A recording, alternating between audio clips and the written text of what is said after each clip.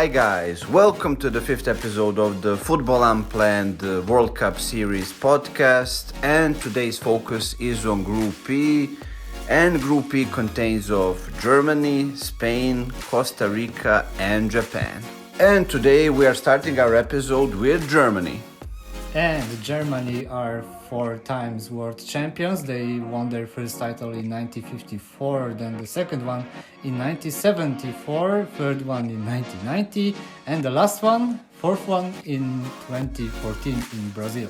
And Germans, as always, have great expectations out of all the big tournaments that they are entering, and this generation is not different. So what do you think? Who is their best player and their biggest hope to lead them to this success in this tournament?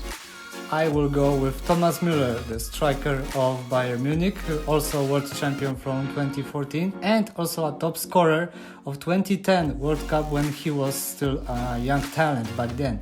I think his experience and his knowledge how to move on the pitch will make a big difference in the most important matches, and I think the first one are even coming here in the group stage. Yes, that is very probable because German team under Hansi Flick is pretty young, and out of, let's say, players who will have a bigger role in the championship, only Thomas Müller and Ilkay Gundogan are above 30, considering outfield players. Also, let's not forget the players who didn't get into this year's World Cup, like Timo Werner and Julian Draxler, also Marco Reus, for reasons like injuries or just not being good enough in eyes of Hansi Flick. Yes, and also the important player that is missing is maybe Hummels. So let's focus now on the youngest players. German team has 2 really great young prospects, but my vote at the end will go to Jerome Musiala. In my opinion, he is now slightly better than Youssoufa Moukoko, but Moukoko is very impressive considering that he was born in 2004 and he's only 17 years old. So Musiala at the start of this season already has 9 goals and 7 assists in Bundesliga, and he's also very young, he's only 19 years old. For Germans, it was very important to convince him to switch his allegiance from English youth teams that he was representing to Germany. Especially that's a big loss for England because they are missing some player that has similar capabilities as him. So let us move to the next team in this group, which is Costa Rica, the dark horse of 2014 World Cup in Brazil, in which they won their group with England, Uruguay and Italy. But their golden generation has got old now, and to be honest, now their biggest star is the goalkeeper Keylor Navas. And Keylor Navas was actually one of the stars in the 2014 World Championship, where he played so good that he earned a move to Real Madrid from Levante. And actually, despite people probably not giving him chances to be anything more than a backup keeper, he actually fought his way to be a first goalkeeper for 3 seasons, and then managed to get a move to Paris Saint-Germain, where he last year even held off Gianluigi Donnarumma to be the first goalkeeper of Paris Saint-Germain. Yeah, but despite the fact that their golden generation is now way older than back then in Brazil, they still could play a very nice football for neutral fans to have a watch. But I think the thing that happened in 2014 won't happen back again this year with Germany and Spain. Yes, and I would have to say the same for the third team in this group, Japan. And Japan actually had a great World Championship 4 years ago in Russia, where they actually managed to go to knockout stages from the group, and it was on the biggest technicality ever in the history of World Championships, where they just had 1 yellow card less than Senegal, who ended up on 3rd place. This year I wouldn't give them any chances to advance. Even though they have some nice players, they are still not proven on the biggest stage. I think maybe their biggest player and their biggest star would be Minamino, who played for Liverpool for a few years, but majority of the time he was just bouncing off on loans to Southampton, and he never managed to grab a starting 11 position for a longer time there.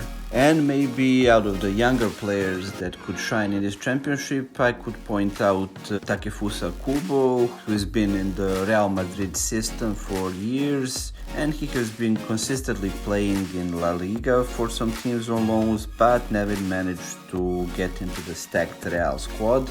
Now he finally transferred to Real Sociedad. He is playing pretty constantly, but I think that we are still waiting for his breakout season in Spanish football because he never managed to score more than 4 goals. And just to end our Japanese part of our today's episode, I really must say that Japan never went further than the round of 16 in the knockout phase 3 times. Also, they were knocked out in the group stage last time in 2014. I also think that they won't make it out of this group. But actually the second team which can go out of the group stage is Spain. So Serjan is still silent in this team. Well, the Spain has been with DS definitely in the last Euros. They had an unfortunate defeat in semi-finals of Euros against Italy, but I definitely see them advancing through the group stages and potentially maybe even going to another semi-final in this tournament.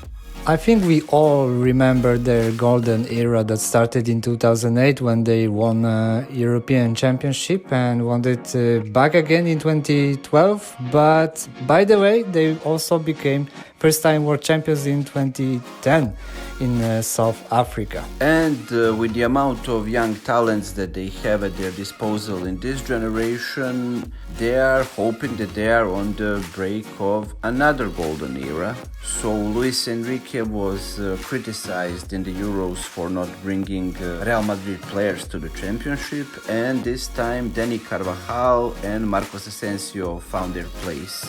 But still some notable absentees, and maybe the biggest one of them is De Gea, who is performing really good for Manchester United, shown as a great shot stopper, but due to him maybe not being modern goalkeeper in the eyes of Luis Enrique, he is not invited to the championship, and neither is Sergio Ramos. Also to mention that Luis Enrique doesn't really like Spanish sports media, and he showed that even in last Euro when he was quarreling with them about squads, about tactics, etc., etc.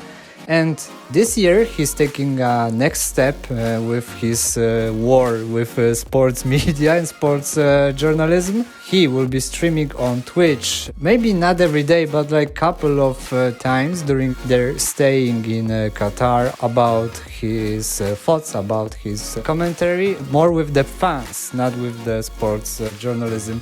And I think that's a very interesting idea, and I don't know, maybe in the future more coaches will probably do the same. But besides the Twitch stars, who's gonna be the football star of this team? Well, for Spain, I would go 2-in-1 combination. So in my opinion, the biggest star / the breakout player would be Pedri. If Spain has any hopes of repeating their golden generation, he and his compatriot from Barcelona, Gavi, are those who are gonna bring them to that stardom.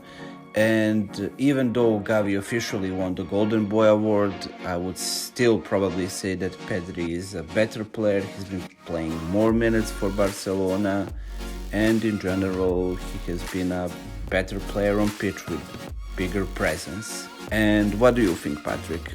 I will go with Alvaro Morata, even though he's changing his clubs from Real Madrid through Juventus, Chelsea, etc., etc. every single year. But for the national team, you don't need to have always someone loyal. You sometimes need to have someone special, let's say, like a guy who wants to play the ball and knows how to do it. and someone who is always being chased by the ball. Like, he is not always chasing the ball, but sometimes the ball finds the way to find him. So I think in the crucial moments you need someone not maybe very experienced, but also someone who has big luck. So Serjan, what will be your summary of Group E? So even though Germany and Spain are pretty much guaranteed to advance to the knockout stage, I would call it Spain first, Germany second, Japan third, and Costa Rica in fourth place. And what are your opinions? I think the same as you. I would say that Germany is gonna take the first place and Spain will probably maybe lose only this one match, but I think both of them can even probably meet themselves back again in the final. Okay, so we agree who is gonna come out victorious out of the group, but we are just getting them into different order. But anyway, guys, I hope that you enjoyed our analysis and predictions for Group E. We'll see you tomorrow with Group F. And if you like this video, please like it, subscribe to our channel, and show us in the comments your predictions for this group. Take care and see you guys later. Bye. Bye, see ya.